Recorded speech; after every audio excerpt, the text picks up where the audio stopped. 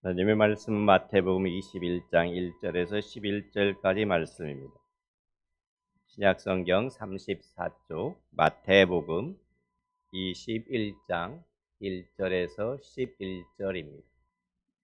저와 여러분이 한 절씩 읽겠습니다. 그들이 예루살렘에 가까이 가서 감람산 벳박에 이르렀을 때 예수께서 두 제자를 보내시며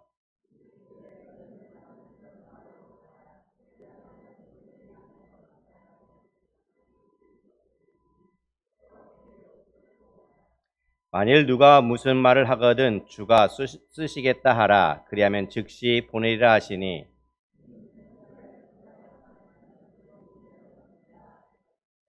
시온 딸에게 이르기를 내 왕이 내게 임하나니 그는 겸손하여 나귀 곧 멍에 매는 짐승의 새끼를 탔도다 하라 하였느니라. 나귀와 나귀 새끼를 끌고 와서 자기들의 겉옷을 그 위에 얹음에 예수께서 그 위에 타시니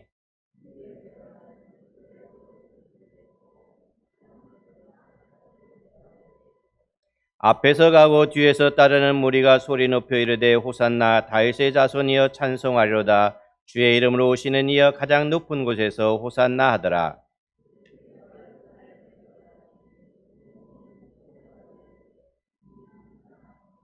무리가 이르되 갈릴리 나사렛에서 나온 선지자 예수라 하니라. 아멘. 오늘은 예수님께서 십자가에 돌아가시기 전에 예루살렘에 입성하시던 것을 기념하는 종려주일입니다. 이 사람들이 종려나무 가지를 꺾어서 흔들고 깔고 환영했기 때문에 그렇게 부릅니다. 또한 고난주일이기도 하고 이번 주간이 고난주간이 되기도 합니다.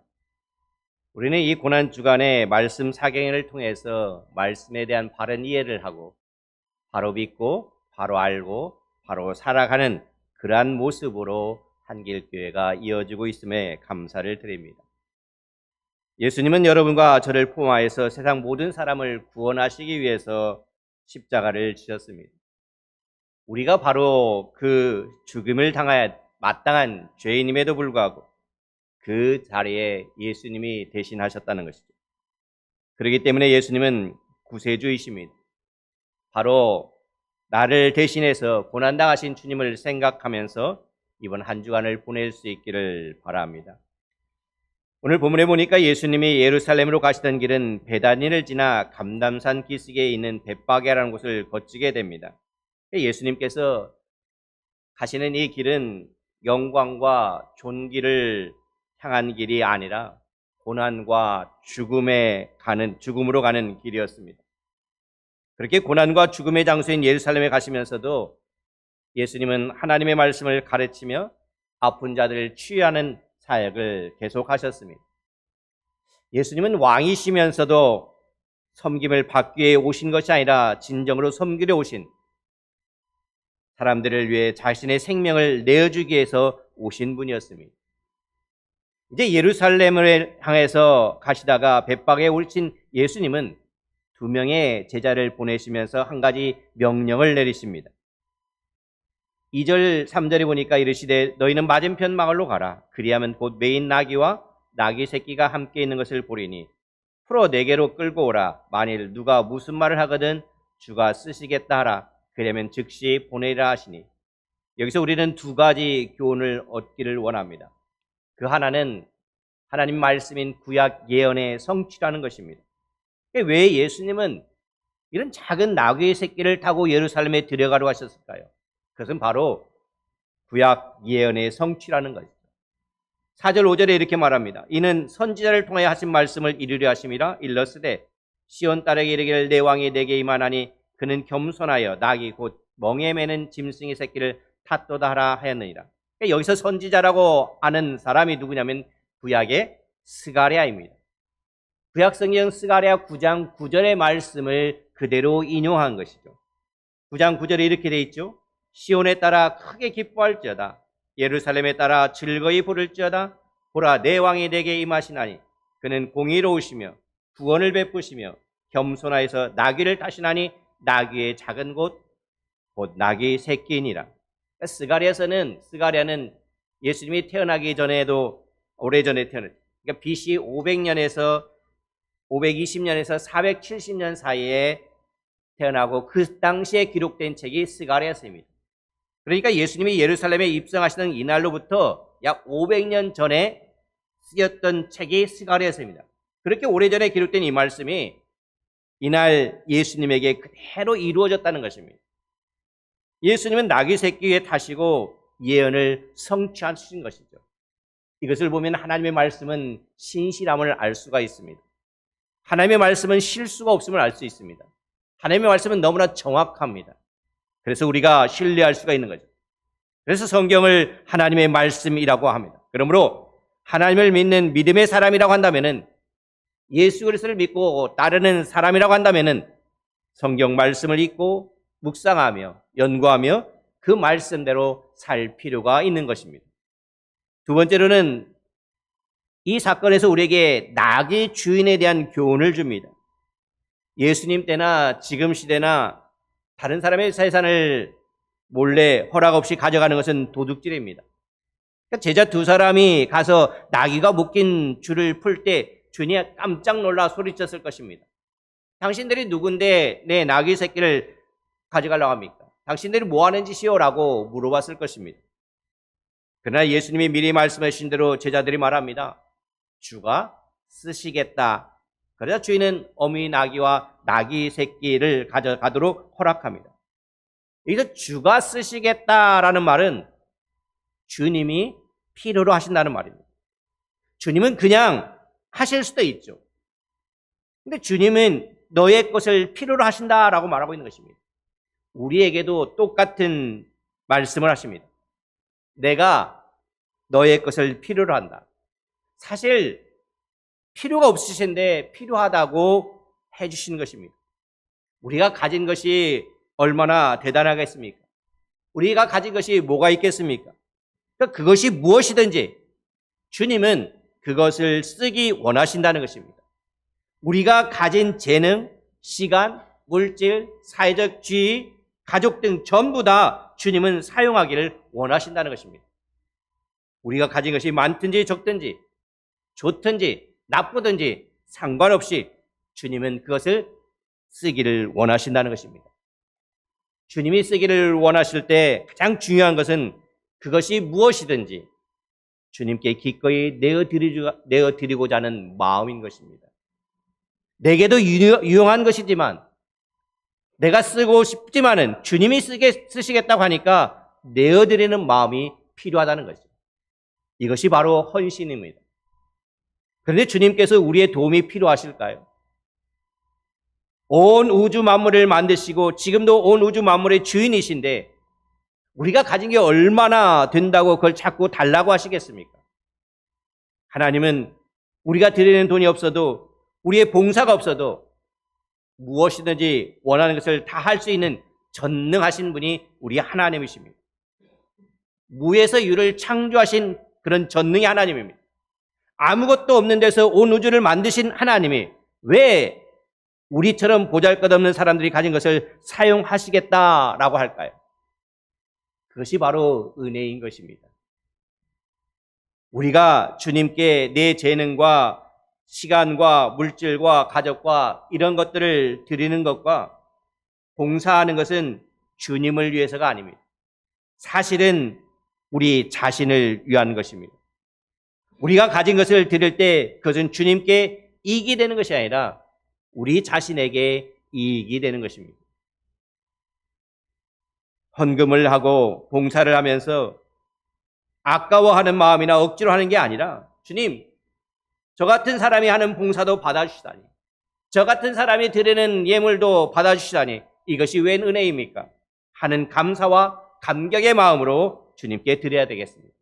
그래서 주님이 쓰시겠다 할 때 언제든지 기꺼이 드릴 수 있는 우리가 될 수 있기를 바라는 것입니다. 그런데 6절부터 11절가 보면 호산나를 외치는 의도가 나오죠. 제자들이 가서 예수께 명하신 대로 하여 나귀와 나귀 새끼를 끌고 와서 자기들의 겉옷을 그에 얹음에 예수께서 그에 타시니 무리의 대다수는 그들의 겉옷을 길게 펴고 다른 이들은 나뭇가지를 베어 길에 펴고. 그러니까 제자들은 예수님 말씀하신 대로 나귀와 나귀 새끼를 끌고 왔죠. 자기들의 겉옷을 벗어서 예수님이 그 위에 예수님이 앉을 수 있도록 그 위에 나귀 위에 올려놓습니다. 이때 거기 있던 사람들이 대다수는 뭐 어떻게 합니까? 자기들의 겉옷을 다 벗어서 길에 펴고 다른 사람들은 나뭇가지를 베어 길에 펼쳤다라고 말합니다. 그러면서 9절부터 11절까지 이렇게 말하죠. 앞에서 가고 뒤에서 따르는 무리가 소리 높여 이르되 호산나 다윗의 자손이여 찬송하리다. 주의 이름으로 오시는 이여 가장 높은 곳에서 호산나 하더라. 예수께서 예루살렘에 들어가시니 온 성에 소동하여 이르되 이는 누구냐거늘 무리가 이르되 갈릴리 나사렛에서 나온 선지자 예수니라 라고 말합니다. 사람들이 소리 높여 외친 이 호산나라는 말은 지금 구원하소서라는 뜻입니다.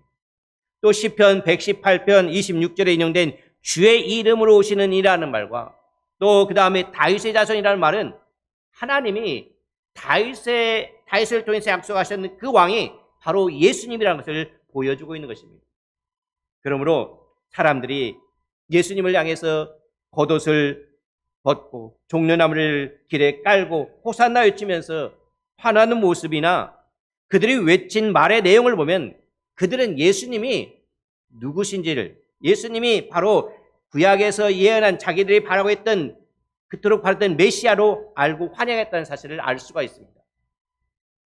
사람들은 우리가 그토록 기다렸는데 그 메시아가 바로 예수라는 거예요. 틀림없는 예수가 예루살렘에 들어오시면서 로마 사람들을 다 물리치고 왕이 되어서 하나님의 나라에 임할 때 이제 우리는 해방될 것이다. 그런 기대감을 가지면서 예수님을 따르고 호산나 불렀습니다.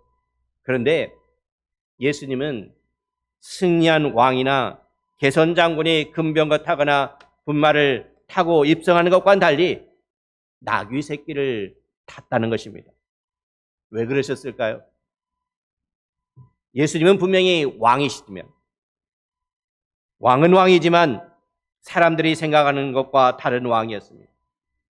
왕은 왕이지만 군사력이나 무력으로 정복하는 왕이 아니라 겸손과 평화의 왕이시라는 것을 보여주신 것이죠. 그런데 오늘 본문에서 호산나라고 외치며 열광적으로 예수님을 환영하던 사람들이 얼마 뒤에는 그분을 향해 십자가에 못 박게 하소서라고 외칩니다. 열광적으로 환영하던 사람들이 며칠 만에 돌변해서 예수님을 죽이라고 외치고 있습니다. 그들은 왜 메시아가 이 땅에 왔는지를 이해하지 못했기 때문에 그렇죠. 사람들은 하나님의 뜻이 무엇인지 알지 못하고 관심도 없습니다. 오직 자기에게 관심이 있는 겁니다. 오직 자기 뜻이 이루어지기만을 원했던 것이죠. 사실은 제자들도 자기들의 뜻을 이루기 위해서 예수님을 여기까지 따라온 것인지도 모릅니다. 그런데 예수님이 예루살렘에 들어가 왕이 되어 로마 군대를 물리치고 메시아 왕국을 세울 걸 기대했던 자기들의 생각이 무너져 버렸습니다. 거기에 실망이 크죠. 거기에 따라서 분노가 끌어오르게 된 것입니다. 그들은 하나님의 뜻에 관해서는 관심이 없습니다. 예수님의 뜻을 알고 순종하였다는 것이 아니라 자기들이 원하는 뜻을 예수님이 이루어줄 것이라고 생각했습니다. 그래서 예수님을 따랐음을 우리는 알 수 있습니다. 결국 자기 만족과 이익만을 생각했죠. 그렇게 결정적인 순간에는 예수님을 십자가에 못 박으소서라고 배반하고 도망하거나 자기 뜻을 이루어주지 못하는 예수를 죽음에 내몰고 있는 모습을 볼 수가 있는 것입니다. 예수님은 체포되어 고난과 죽음을 당하는 길을 택하십니다. 유대 종교 지도자에게 잡히신 후에 예수님은 아주 불법적인 재판도 받으시죠. 밤에 재판하는 것은 율법에 어긋나는 일이었지만 그들은 율법을 잘 지킨다고 하면서도 그 율법을 지킨다고 하는 그 무리들이 불법으로 그것을 감행합니다. 그럼에도 주님은 아무 말씀 없이 침묵을 지키시죠. 자신을 죽이기 위해 거짓된 고소를 한 그들을 향해서 침묵으로 일관합니다. 그리고 그런 불법 재판의 결과인 사형을 받아들이고 십자가에서 돌아가십니다. 왜 그러셨을까요? 사실 예수님이 십자가에 달리셨을 때 사람들이 밑에서 뭐라고 합니까? 야, 남들은 구원하면서 자기는 구원하지 못하네라고 조롱합니다. 얼마나 욕을 합니까? 예수님이 십자가에 달렸을 때 내려올 힘이 없었겠습니까? 예수님이라고 한다면 시간을 딱 멈춘 다음에 어떻게 하겠습니까? 잠깐 내려와서 다 쓸어버리고 다시 올라가 십자가에 달려있어서 다 이루었다라고 말할 수도 있는 것입니다. 그런 능력이 있는 분입니다. 그러나 만일 예수님이 로마의 힘으로 제압하고 유대인들에게 자유를 주셨다라고 한다면 유대인들의 메시아는 될 수 있지만 온 인류의 구세주는 되실 수가 없는 것이죠.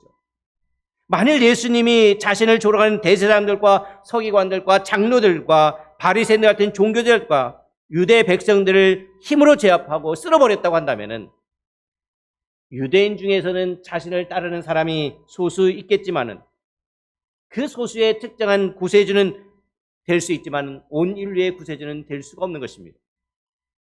그래서 예수님은 모든 사람을 위해서 심지어 자신을 죽인 원수들을 위해서도 십자가에 달려 돌아가셨다는 것이죠. 하나님은 모든 사람을 구원하기를 원하십니다. 자기들 마음대로 예수님을 정치적 메시아로 생각하던 군중들은 또 자기들 마음대로 예수님께 실망합니다. 결국 자기들 마음대로 예수님을 십자가에 못 박으라고 외칩니다.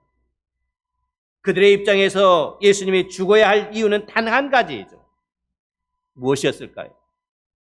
자기들의 기대를 만족시켜주지 못했다는 것입니다. 왕이 되어서 자기 민족을 해방시키고 자기들을 세계에서 최고의 나라로 만들 줄 알았는데 무기력하게 체포되니 이럴 거면 아예 그냥 죽는 것이 낫다라고 하면서 그들은 십자가에 못 박아서라고 외치는 것입니다. 그런데 그들의 모습이 오늘 나의 모습은 아닐까요? 예수님이 제시하신 길은 분명합니다. 영광의 길이 아니라 십자가의 길입니다. 십자가의 길은 고난과 죽음의 길입니다.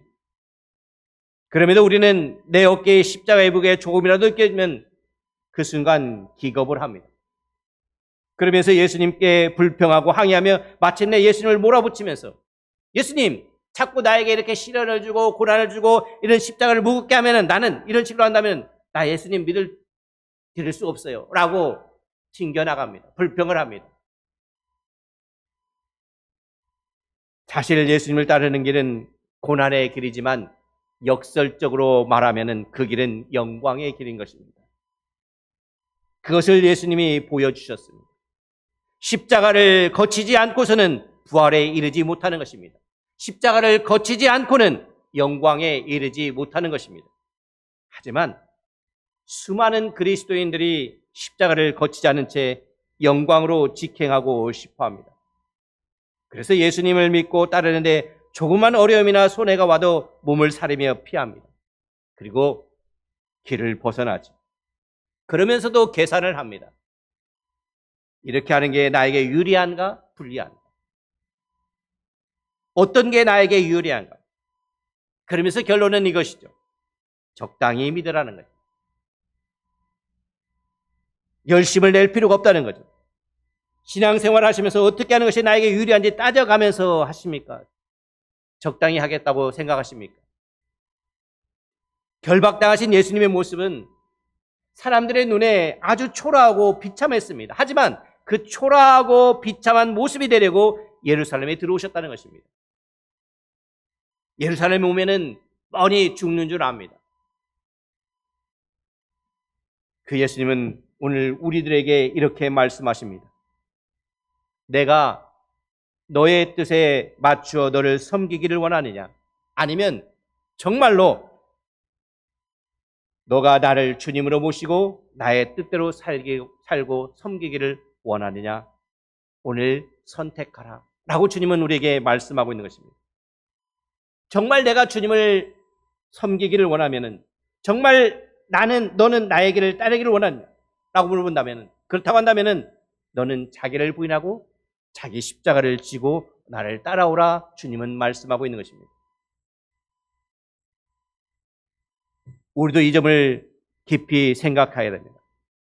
왜 우리가 주님을 따라야 됩니까? 예수님을 믿고 따르는 이유를 점검해 볼 수 있기를 바랍니다. 그냥 오늘 일요일이니까 그럼 교회 가야지 하고 가다가 어떤 때는 바쁘면 에휴, 다음에 가야지, 오늘 다른 일 해야지 라고 신앙생활을 합니까? 내가 왜 가서 예배를 드려야 되고 왜 예수를 믿고 따라야 되는지 이걸 좀 더 확실히 하고 따를 필요가 있다는 것입니다. 오늘 본문에서 예수님이 예루살렘에 들어가실 때 환호함에 따랐던 사람들의 가장 큰 문제는 무엇이겠습니까? 예수님이 진짜 어떤 분인지를 몰랐다는 것입니다. 예수님의 뜻이 무엇인지를 몰랐다는 것입니다.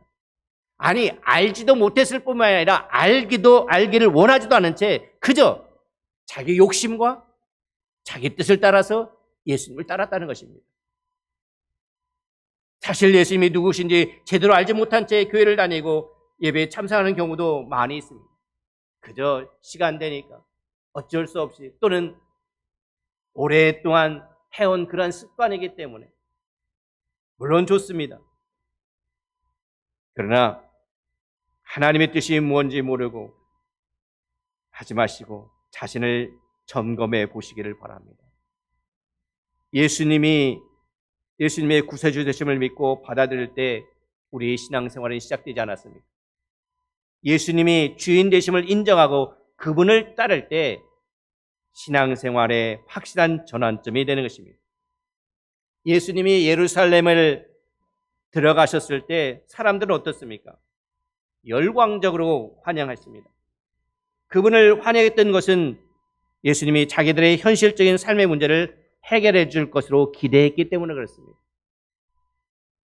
그분의 능력을 이용해서 자기가 성공하고 자기 소원을 이루기를 원했던 것입니다. 오늘날도 교회를 다니는 많은 사람들 중에 이런 생각을 가지고 있는 분들이 많습니다. 예수님을 믿으면 내 생활이 복되겠지, 부자로 살겠지, 건강하게 살겠지, 이런 것들을 가지고 있다는 거죠. 내 소원을 이루어주겠지, 내가 성공하는 데 도움이 되겠지. 그러나 예수님은 하나님의 뜻을 이루는 것이 이 땅에 오신 목적이었다는 것을 우리는 기억해야 됩니다. 그래서 마지막 기도하실 때 내 뜻대로 마시고 아버지의 뜻대로 해주십시오라고 기도합니다. 그것을 위해 최선을 다해 사시고 결국 그 목적을 위해서 십자가에 달려 돌아가셨죠. 사람들이 아무리 환호하며 이스라엘 해방의 날을 기대하고 있다 해도 나귀를 타고 입성하시던 예수님의 뜻은 이스라엘만의 해방이 아니라 모든 인류가 죄로부터 해방되는 것이었습니다. 이스라엘뿐만 아니라 로마를 포함해서 모든 세상 사람을 구원하시는 것이 하나님의 뜻이었습니다.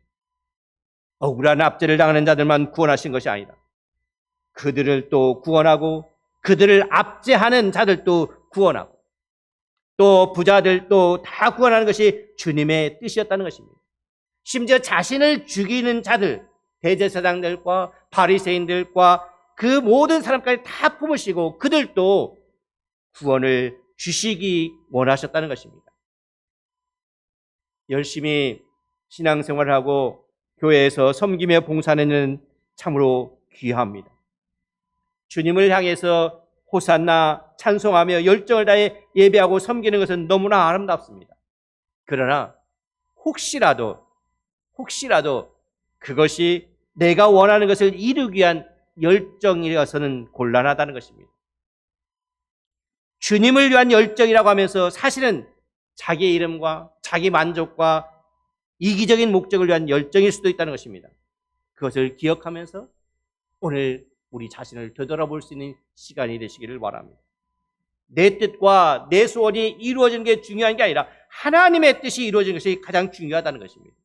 나를 통해서 하나님의 뜻이 이루어지는 것이 가장 고귀한 인생인 것입니다. 그래서 우리가 매일 기도할 제목은 하나님, 제 삶 속에서 하나님의 뜻이 이루어지게 해주시옵소서. 혹시 내 소원이 이루어지지 않는다 해도, 내가 창피를 당한다 해도 하나님의 영광을 받으시고 하나님의 뜻이 이루어진다면 그것 때문에 기뻐하고 그것 때문에 감사할 줄 아는 사람이 될 수 있도록 도와주시옵소서. 이렇게 기도하는 우리가 될 수 있기를 바랍니다. 오늘 여러분 이 질문에 여러분 자신에게 질문해 보시기를 바랍니다. 나는 왜 예수를 믿는가? 여러분, 우리는 왜 예수님을 믿고 있습니까? 왜 예수님을 믿으면서 예수님 말씀대로 따라가고 있습니까? 무엇을 원해서 이곳에 오셨습니까? 주님을 섬기는 것이 혹시라도 짐이 됩니까? 억지로 마지못해 나온 것은 아닙니까? 주님을 따르면서 그렇게 믿는다면 너무나 불행한 일이지 않았겠습니까? 왜냐하면 주님을 따르는 길이야말로 세상에서 가장 복된 길이기 때문에 그렇습니다. 그런데 너무나 많은 그리스도인들이 하나님을 짐수로 하면서 살고 있다는 것입니다. 하나님 계신 것도 믿고 예수를 안 믿으면 지옥 가는 것도 압니다. 그런데 바로 그것 때문에 믿는 것입니다. 지옥 갈까 봐, 혹시 맞았다가 벌 받을까 봐, 그래서 교회 온다는 것입니다. 그러니 믿음 생활이 얼마나 짐스럽겠습니까? 얼마나 무겁겠습니까? 주일에 교회 안 나가면 벌 받을까 봐 나가니 얼마나 부담스럽습니까?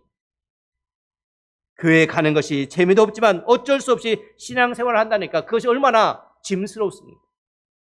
교회를 다니는 사람들, 특별히 어려서부터 다녔던 사람들을 보면은 많은 사람들이 너무너무 그러한 짐을 지고 있는 것을 보게 됩니다.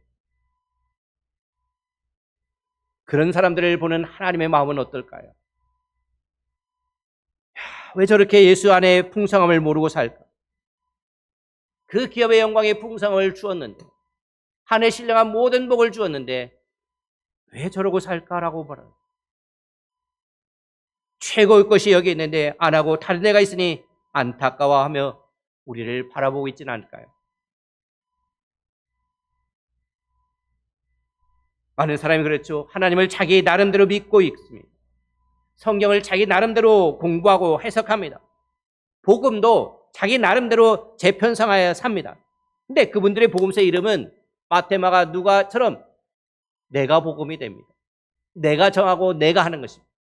그러니 자기 생각대로 주님의 뜻을 오해하고 살아가는 것입니다. 그러나 그렇게 신앙생활을 하면 본인도 힘들고 주변 사람도 힘들게 만드는 것입니다. 하나님 나라의 백성이 되었으면 내 시각이 아니라 하나님의 시각으로 바뀌어야 한다는 것입니다. 그럴 때 어떤 상황이 벌어져도 모든 것이 하나님의 뜻 가운데 있는 것을 믿고 신뢰하기에 어떤 결과가 나와도 상관이 없는 것입니다. 그런 걸 우리는 매사에 감사할 수 있고 매사에 기뻐할 수가 있는 것입니다.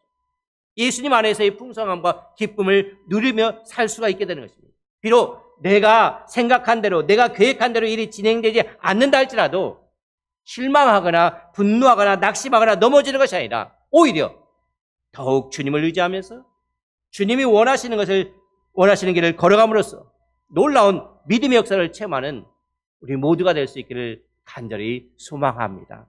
기도하겠습니다. 사랑의 아버지 하나님 감사합니다. 많은 사람들이 주님을 따른다고 했습니다. 그러나 주님을 따르는데 자기의 생각대로 따랐음을 보게 되었습니다. 혹시 우리의 모습이 그런 모습은 아닌지 되돌아보는 시간이 될 수 있도록 인도하여 주시옵고, 그러한 모습이었다면 주님 앞에 회개하고 다시 주님을 바라볼 수 있도록 도와주시옵소서. 우리의 삶이 주님을 닮아가는 삶이 되게 하시고 주님이 원하는 삶을 살아갈 수 있도록 인도하여 주시옵소서. 내 삶 속에서, 우리의 삶 속에서 내 뜻이 이루어지는 것이 아니라 하나님의 뜻이 이루어질 수 있도록 인도하여 주시옵소서. 혹시 내 소원이 이루어지지 않는다 해도, 내가 예수님을 믿음으로 말미암아 부끄러움을 당한다 할지라도 하나님의 영광을 받으시고 하나님의 뜻이 이루어진다면 오히려 기뻐하고 감사할 수 있도록 은혜 허락하여 주시옵소서. 하나님께 모든 영광 돌려드리며 우리 주 예수 그리스도 이름으로 기도하였습니다. 아멘. 지금은 우리를 온갖 죄악 가운데서 구원하시기 위해 고난당하신 예수 그리스도의 은혜와 우리 죄를 독생자에게 담당시키신 하나님의 넘치는 사랑하심과 죄사함의 확증을 주시는 성령님의 감화 감동 인도하심이 종려주의를 맞이하여 호산나 찬송 부르면서 주님을 따라가는 것이 어떤 것인지를 다시 한번 되짚고 결단하고 결심하는 성도들과 그들의 가정과 그들의 사업터 위에 지금부터 영원히 함께 하시기를 우리 구주 예수 그리스도 이름으로 간절히 축원하옵나이다. 아멘.